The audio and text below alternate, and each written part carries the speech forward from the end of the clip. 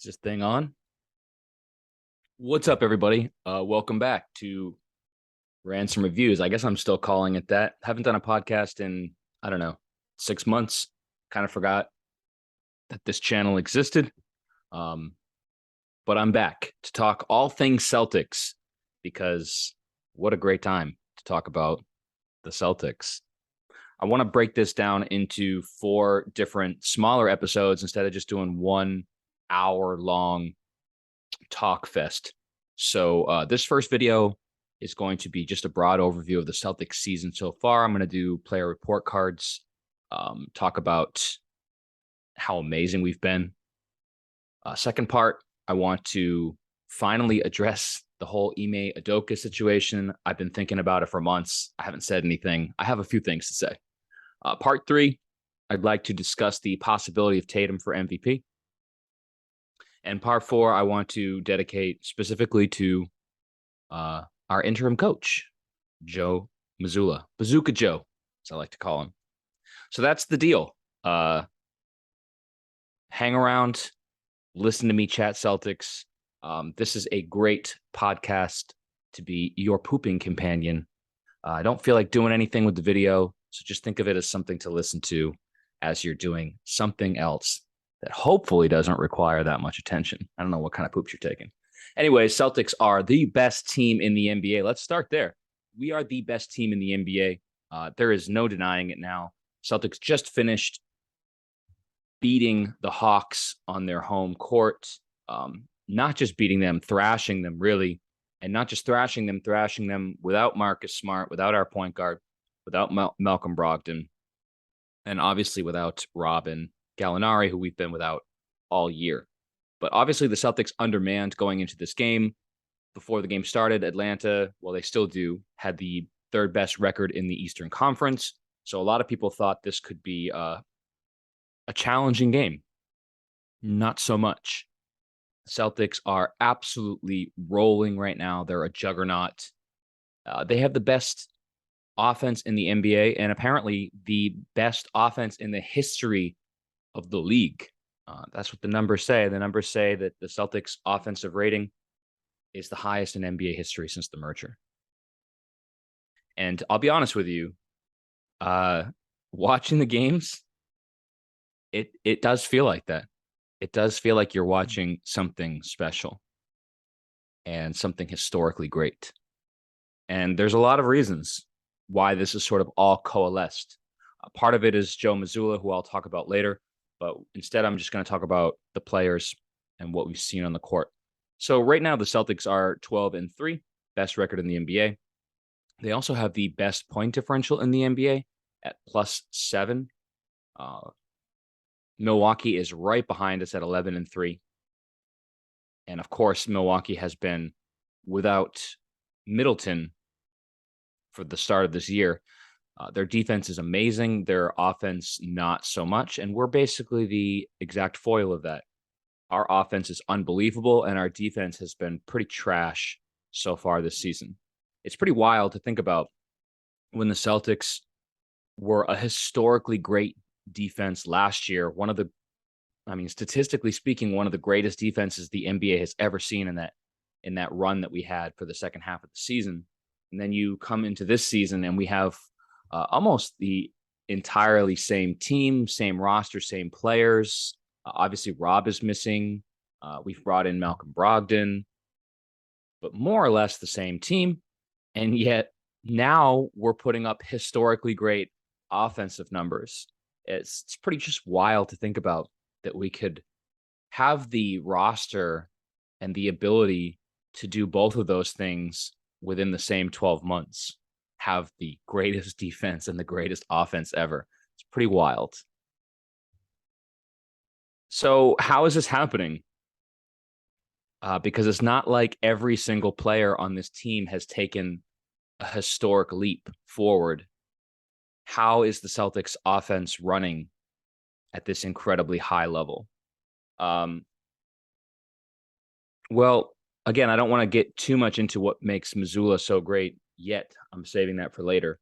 But there clearly has been a huge emphasis put on a bunch of different elements of offensive basketball that we are not only buying into, but executing at an incredibly high level.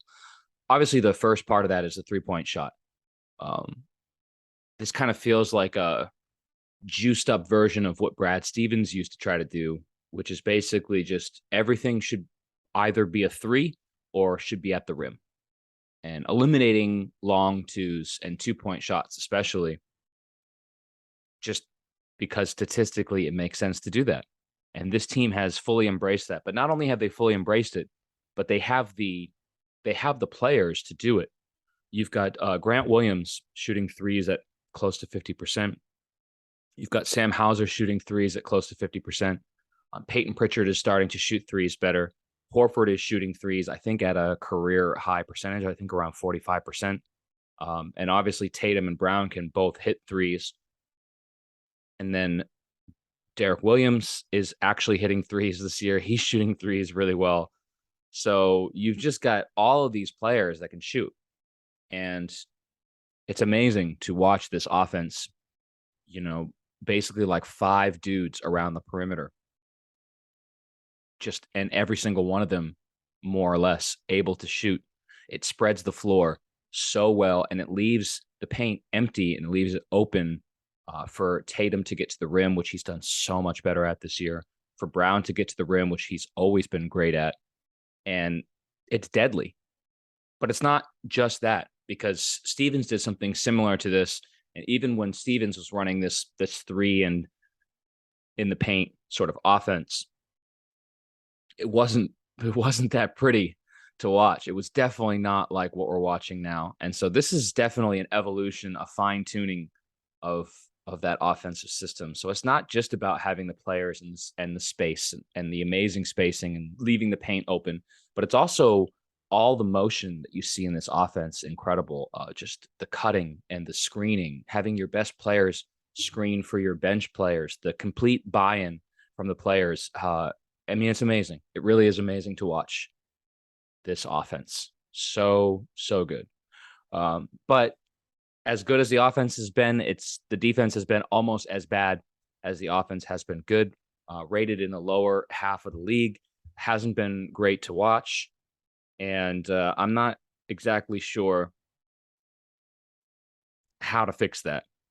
I know everyone is going to look at Rob Williams coming back soon as being the answer. I don't think that Rob is the answer. I love Rob Williams, don't get me wrong. But last year, when our defense was historically great, we were already great without Rob, and Rob was really just what put us over the top. Rob is what made us historically great as opposed to just being great. So I don't think you can look at the defense for the Celtics this year, which has been shit, and say, oh, well, when Rob Williams comes back, everything is going to be better. Yeah, better, sure, but that doesn't mean good. I'm a little bit worried, even when Rob comes back, that this is going to be a below average defense. I'm just not seeing the intensity or the commitment to switching or that sort of defensive mentality that this team had last year. I'm just not seeing it at all. And again, I don't know if it really matters right now because our offense is just so good that teams just can't keep up with us. It was pretty amazing watching that Hawks game today. I was watching it with the Hawks broadcasters, just listening to how frustrated they were getting at just this sort of inevitable feeling of not being able to keep up with the Celtics, of the Hawks coming down and making a 2-point basket, and then the Celtics coming down and making a 3-point basket. And this just happening over and over and over again. And just this feeling of, my God, we're never going to be able to catch up because we're always making baskets for 2 and they're always making baskets for 3. The broadcasters were so frustrated by that. And I could see in the Atlanta players' body language that they were frustrated by it as well. And I can only imagine what it must be like for all of these teams to try to keep up with us. We're scoring 120 points a game on average, which is incredible. And we've had, again, these numbers are being put up with, without our full health. And also even through some really bad shooting. The other night when we pieced together a victory over the Thunder, it was messy. I think we shot 27% from 3 in that game, and we still put up 120 something points. So it's really just incredible to watch. The defense is very concerning for sure. I don't know if it's going to get better. It needs to get better. I do think that if the Celtics really want to make another run for a championship this year, that the defense is going to have to improve significantly. Um, but at the same time, I do think a lot of defense is um, buy-in, commitment, effort, these kind of things. Hopefully, as the playoffs get closer, those sort of things will improve. I just don't want to be this team like the Clippers that play like shit for years and just say, "Oh, well, we'll turn it on when the playoffs are here," because I just don't think that's a healthy mentality. I did want to get into player report cards. Just very quickly rating all the players on this roster that have played significant minutes so far this year, what they're doing well, what they're not doing well. But before even doing that, I just want to say, like, wow, again, about just how amazing this team has been, considering some of the dumb decisions that we've made. I think a lot of people are, really thrilled with how we've built up this roster. The Brogdon trade was huge. Derek White, as much as I thought we overpaid for him, and he's still not my favorite player on this team, obviously is such a massive improvement over some of the guys getting minutes last year, like Neesmith and Romeo and all of that. But keep in mind, this is the same team that drafted Desmond Bane and then traded him away for nothing. And Desmond Bane, of course, probably part of the second best duo in the league. Ja Morant and Desmond Bane, probably second behind Brown and Tatum. And we had Bol on our team as well. Gave him away for nothing, just didn't keep him. He's doing great things this year as well. We drafted Romeo and Neesmith, which obviously that didn't work out. So just like a lot of hiccups along the way. And yet still to be in this position where our team is so successful and so deep. We've got the best bench in the NBA. I don't know if it's the best bench talent-wise, but it definitely has been the best bench in the NBA this year production-wise, unquestionably. Every time our bench is crushing other teams' bench units. And again, that's mostly, having Brogdon in there to lead the second unit, but we've had no Brogdon for 3 or 4 games now, and our bench unit is still crushing it. So it's more than just having Brogdon in that second unit. So let's just do the player report cards really quick. We'll start at the top with Jason Tatum. Tatum, I'm giving an A+. You're going to hear Tatum in MVP talks this season. I'm going to do a short piece on that later. I think those talks are well-deserved. I never, to be honest, thought Tatum was going to get to this level. So, and I'm glad to be wrong. I always thought Tatum was a tremendous player, but what he's doing right now, I think, is putting things together in a way that I wasn't sure he was going to be capable of. And what I mean more specifically is his developments with some of the weaker parts of his game historically, namely his defense, his playmaking ability, and his ability to get to the free throw line and also finish around the basket. All of these aspects of his game have elevated to a new level. I'm giving Tatum an A+ for the start to this season. He's been simply outstanding. So in control offensively. Like I said, his finishing around the rim, which even just going back to last season was so inconsistent, has leveled up tremendously. And watching him with his moves, the way that he slithers towards the rim and is able to finish with both hands, it's amazing. And it really has unlocked a whole new level to his game. But more impressive than anything, and the playmaking is, we saw it towards the end of last season, his elevation in his playmaking ability, and that has continued through this season. But what I really have been impressed with Tatum is his commitment to the defensive side, which is ironic because we're not a good defensive team right now. But Tatum is turning into a legitimate two-way player. And I think that's why you're hearing him in a lot of these MVP conversations, because he's playing both sides of the ball so well with such effort And it's amazing. It's amazing to see, and Tatum's out there every single day. One of the things, I think one of the best parts or aspects of Tatum's game that's underrated, one of his best abilities, I think, that is underrated, is his availability. By modern NBA standards, Tatum is an absolute Iron Man. I know he looks up to Kobe Bryant, and I'm glad that he's emulating this part of Kobe as opposed to the fadeaway ball hog, ball stopping kind of side of Kobe that we saw earlier in his career.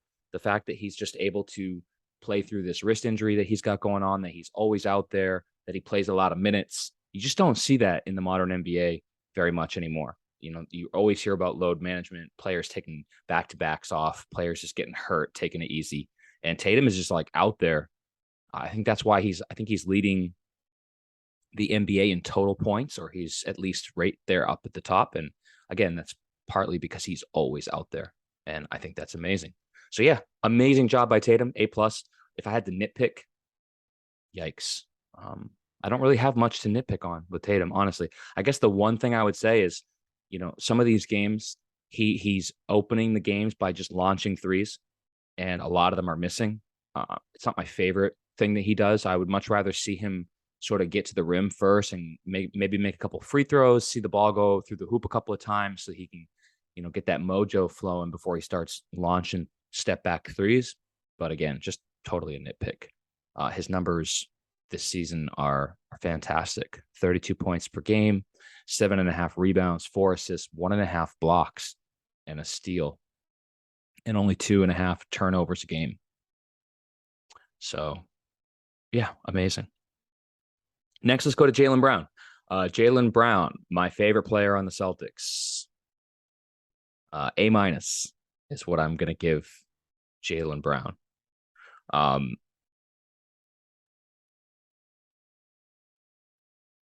I'm a little bit worried that Jaylen Brown has peaked as a player, which again, he's 26 years old, so it wouldn't be surprising to see him sort of in his final evolution at this age. But, the thing about Brown is every single year in the league, he has added something to his game that is just visible and easy to recognize. Like, oh, wow, now he can finish with his left hand, or, oh, wow, now he's a good free throw shooter, or whatever it is. Oh, he's not just a catch and shoot 3-point guy now. He can take it off the dribble. He's always added something to his game. And I feel like this is the first year where I don't see that. In fact, there's some areas of his game where I think he's worse than last season. His handle has always been one of his biggest issues, and it feels worse. It feels worse this year. And yeah, the numbers back it up as well. So he's averaged 2 turnovers a game throughout his career, and he's averaging 3 turnovers a game right now. 3.5 assists to 3.1 turnovers. It's not good. And again, it's a constant issue with him dribbling into crowds, dribbling it off his own leg, losing it when he's trying dribble moves. And it's an issue, and that's kind of where I'm leaning with the A-. I have a couple of critiques of Brown's performance so far this year that I don't really have of Tatum. One of it is obviously, yes, his ball handling, and the turnovers still a major issue. And this was a huge issue for the team last year, too many turnovers. And that's actually something that hasn't really been an issue this year, which has been amazing, but it has still been an issue for Brown. The other issue I have with Brown is his defense. Everyone just considers Brown to be a two-way player, but I just haven't seen it really consistently in a long, long time. And I mean, granted, Shai Gilgeous-Alexander is smoking everybody in the NBA this year, but that OKC game, he just absolutely dusted Brown on like every single possession. Brown was just doing lazy defense. I know he's a little bit knocked up, so that might have been part of it, but just super lazy defense, the kind of like stuff you see James Harden doing where you just let a guy go around you and just kind of reach for a lazy steal. Absolutely hate to see that. And I just don't think he's really been earning that two-way reputation that I feel like he kind of has, but I'm not sure he really deserves it. So his defense has been, I think, pretty bad this year. But that might just not be who Jaylen Brown is. I think he might have just been miscast as like this elite two-way guy. I think really what what Brown is just an incredibly efficient scorer. And that has not changed. So he's averaging a career high 25 points per game, and again is shooting close to 50%. He's always, in the high 40s, close to 50% for field goal percentage. His 3-point percentage is actually way down so far this year, only 34%, 33, 34%. I would expect that to improve a little bit, even though it dipped last year as well. Career high in free throw as well. Free throws 83%, which is amazing. If you can remember when Brown first came into the league, he was so good at getting to the rim, getting fouled, and then couldn't make his free throws. It was so frustrating. So to see him shooting 83% from the line is kind of amazing, to be honest. So yeah, just an incredibly elite, efficient scorer of the basketball is Jaylen Brown. But we haven't really seen him develop like Tatum has in other areas. His playmaking, his defense, his ball handling. So that's where he gets the A-. Next, Al Horford.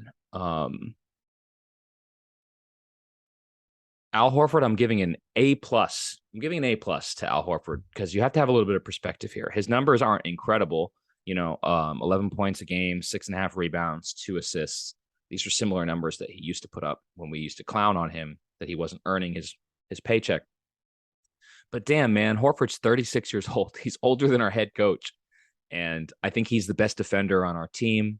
I think, he's the reason why we have any chance of actually being an elite defensive team. I think it all starts with him. And again, just his versatility as a center who can hang out on the 3-point line. What is he shooting from 3 this year?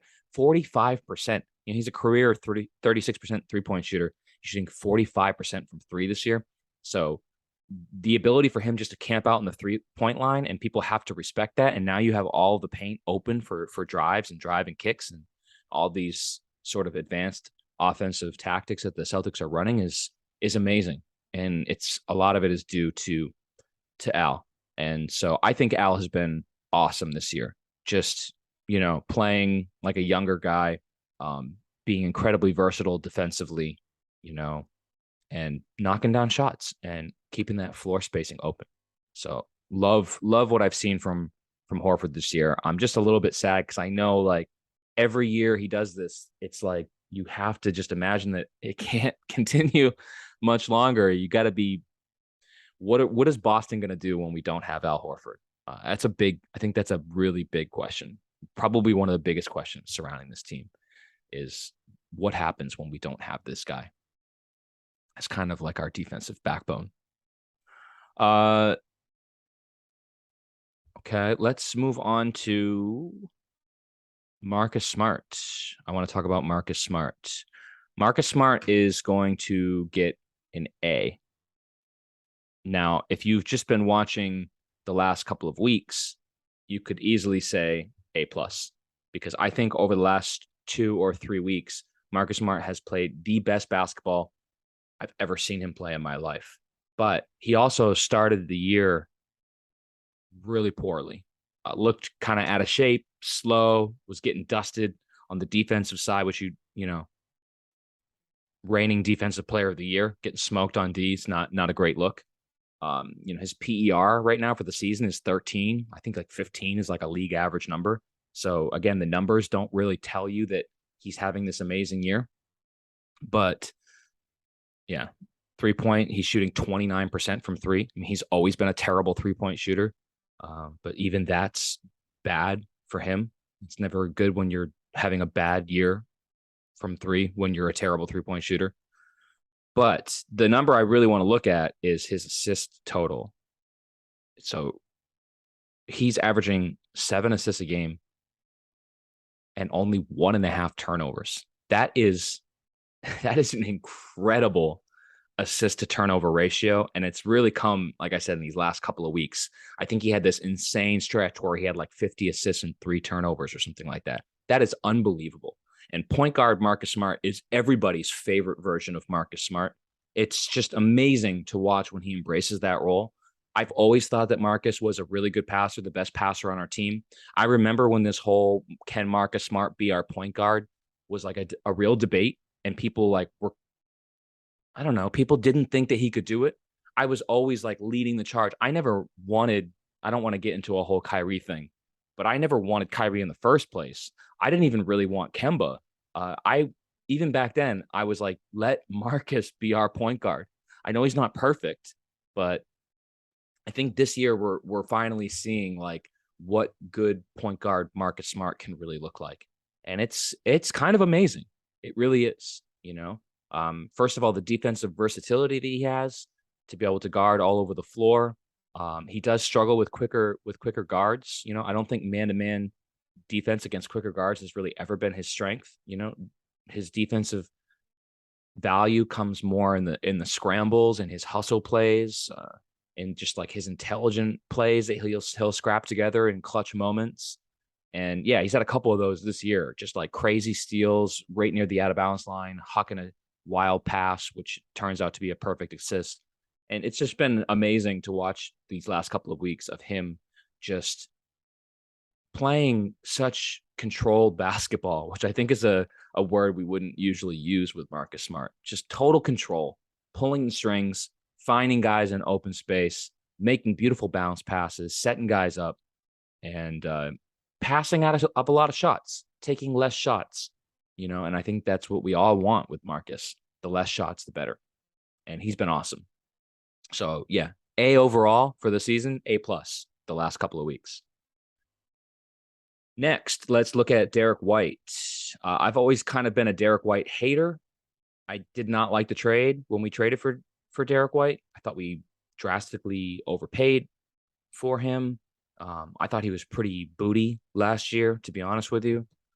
He's been much better this year, but even still, his numbers not great. 9 points a game, 3 rebounds, 3 assists, 13 PER. So again, below league average, right around what Marcus Smart is doing. But to me, the biggest difference in Derek White is just the confidence in his 3-point stroke this year. So we know last year he was open, he'd shoot it. We never thought it would go in. This year he's shooting 40% from 3, and it just makes him a completely different player. I'm giving Derek White an A minus, so far this year. I do think this is the best version of Derek White we've seen, but he still disappears in a lot of games. His defense, I think, he's one of the better defenders on the entire team consistently with his effort, and I'm really thrilled that he's shooting the 3-pointer better. But again, I just think there's too many games where he just kind of disappears. And that might be a byproduct of the fact that we have Marcus Smart and that we had Malcolm Brogdon and that we have Peyton Pritchard. We have a lot of guards, but I still think he could do a little bit more. Next, let's take a look at Grant Williams. Grant Williams, who wants to get paid $20 million a year for averaging 9 points, 5 boards, 2 assists a game, 14 PER, about league average. I don't know how to feel about Grant because, again, if you just look at his statistics, they're not great. The only real great part of Grant's statistics is the fact that he's shooting nearly 50% from 3. I think he's top in the NBA for 3-point percentage. If not at the top, he's near the top. And I can't overstate how valuable that is for this team, because again, our whole system right now is relying on being able to space the floor with multiple shooters at multiple positions. And if you took away a guy like Grant, a lot of that crumbles for our team. And so he is really important to this team. But $20 million a year important? I don't know. And he's already chirping at refs like he's making $20 million a year as well, which is super annoying. But I do think Grant, again, is one of the better defenders on our team. And he's a fantastic 3-point shooter. He usually plays really smart basketball. He seems, again, like a guy who's gotten a little bit better every year. And yeah, I think he's been very, very good this year. I'm giving him an A minus as well. Next, let's do Malcolm Brogdon, the Malcolm Brogdon experience. So it's kind of funny because this is like exactly what I expected from Brogdon. Um, when he's on the court, he's awesome. Oh, he's really good. Wow. Uh, could easily be a starter on this team. What a luxury having him come off the bench. Why is he coming off the bench? You could argue he's better than Marcus Smart, better than Derek White. He probably is in a lot of ways. His PER is higher. His countable stats are better. Why is he coming off the bench? Well, I'll tell you why he's coming off the bench. He's coming off the bench not only to add stability to that second unit, but also because him being hurt and unavailable is an inevitability. It is going to happen. It will happen. It's happening now, and it will happen again. And so I think it makes a lot of sense to never put this guy anywhere near the starting lineup because you can't depend on him. And if you get used to him in the starting lineup, then you have to get used to him not being there. I think it's a much easier adjustment for the bench to play without him than it would be for the starters to get used to him and then play without him. So, yeah, I'm giving Brogdon an A because, again, this is exactly what I expected. The guy's never been healthy. He's never been able to stay healthy. And he's missed the last 4 games with a tight hamstring. He's played about 2/3 of the Celtics games so far this season. I think if we could get him to play 2/3 of the game this season, that would be a major win. The biggest thing with Brogdon is just hoping and praying that the injury time comes in moments like this and not during the playoffs when we're definitely going to need him. But yeah, Brogdon's been great, averaging 14 points, 4 boards, 3.5 assists, good PER around 19, shooting the three well, 37%, right around his career average. His numbers are a little bit lower. That's to be expected. He doesn't have as many opportunities to score in this offense. We don't need to lean on him as much. He's playing around 22 minutes a game, which I think is perfect. I've loved having him on this team. I've always been a huge Brogdon guy. You just have to be aware that he is a guy who can't stay healthy. It's just a fact of life. So it's really tough.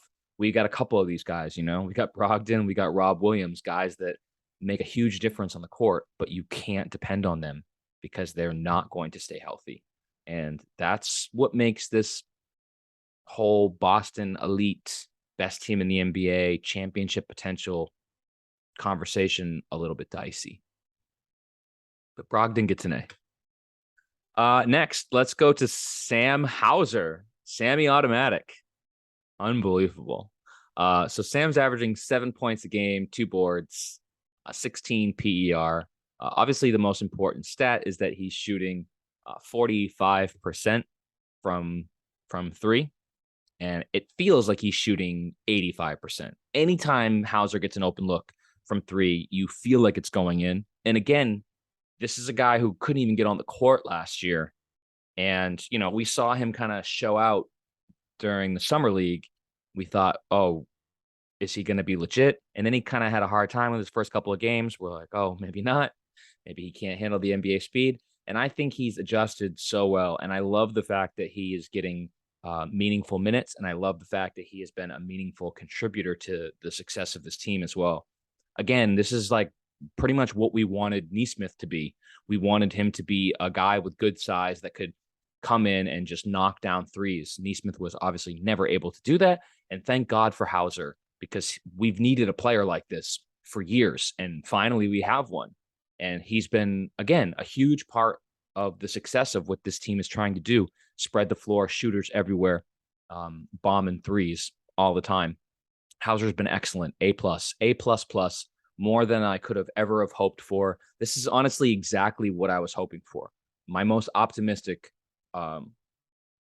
estimate at the start of the year was that Hauser would get around 15 minutes a game and that his defense would be passable and that he would knock down threes. And that's exactly what he's done so far, and it's made a huge difference.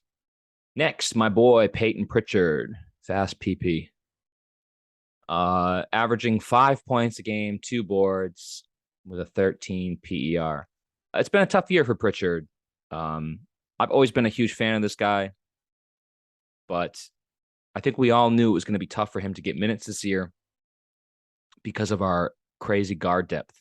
So I was pretty excited to see what was going to happen with him when Brogdon got that tight hammy, because I knew this meant Pritchard was going to get some more minutes, and that's exactly what's happened. Um, he's played really, really well in the last few games. His 3-point percentage started really, really bad. It's picked up lately in the last few games. I think that's part of it is just like you play more, you shoot more, you make more. And we've definitely seen that with Pritchard. I think he's shooting around 33% right now, which is very low for him. I would expect him to be much closer to 40. I just love what Pritchard has done when he gets on the court.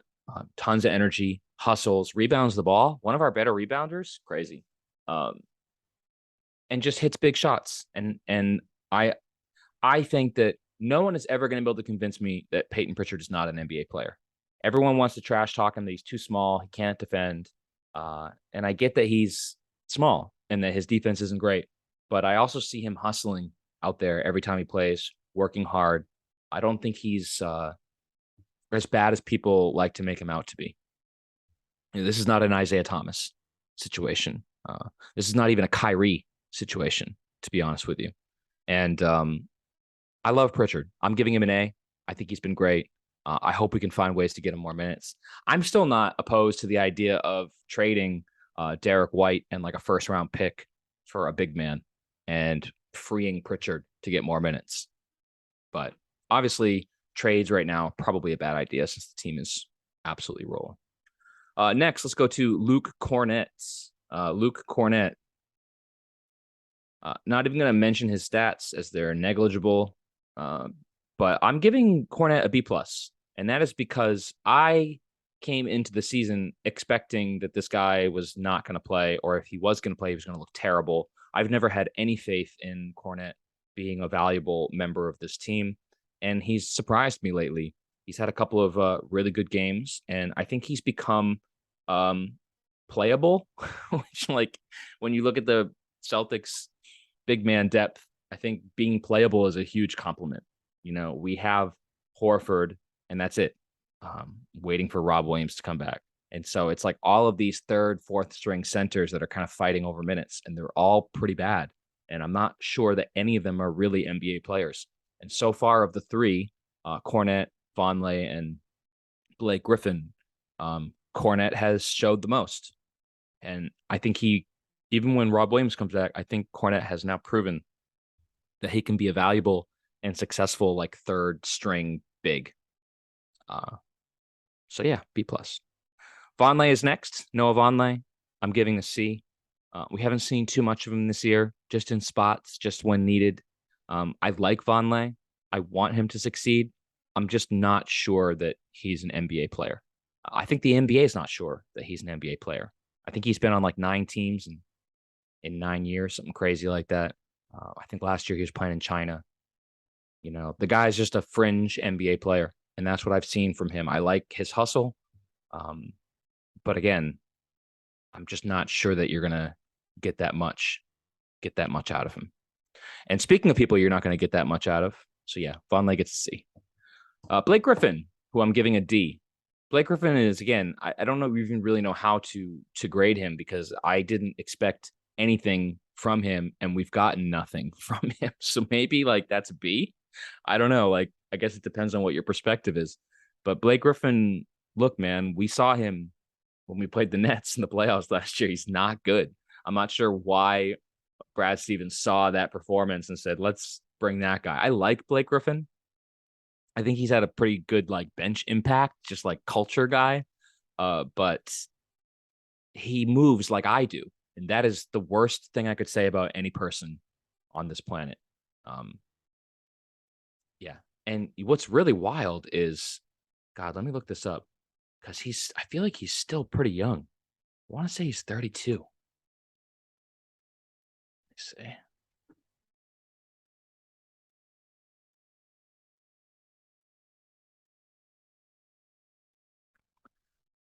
Blake Griffin is 33 years old. Yeah, so this is wild. Like, he's 3 years younger than Al Horford. and yet Al Horford looks like he's 10 years younger. So, I mean, I'll tell you, man, these knee injuries, they're no joke. And they have just completely destroyed Blake Griffin's career. And I don't know what he's even doing here, but it's not been great. So yeah, I think that's just about it for the player report cards. The last thing I wanted to do is just this special shout out segment because I'm always arguing with people on Facebook and these NBA threads for no reason. I don't know why I get involved because just generally speaking, people are just really stupid. So I'm doing this, piloting a new segment called Idiots of the Internet, where I just share with you something that an idiot said to me on the internet and why they're wrong and why they're an idiot. So this came after the Oklahoma City win. And what did I say? I said that because they were basically saying Brown won us that game. And I said, yes, he scored efficiently, but he also played no defense at all as usual. We won that game mostly because of Smart and then probably Pritchard, Tatum, and Brown last. But he's not a two-way player anymore. His defense is just average. And what did this idiot from the internet say to me? Dude, Brown has always been and is still a better defender than Tatum. You're just a casual. You don't watch the games.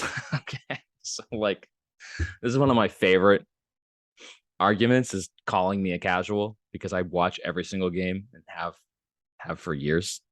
But it's just not debatable. Tatum is a better defender than Brown. If you're an idiot, then you could maybe see a different scenario. If you're not an idiot, then you would know that Tatum is just better.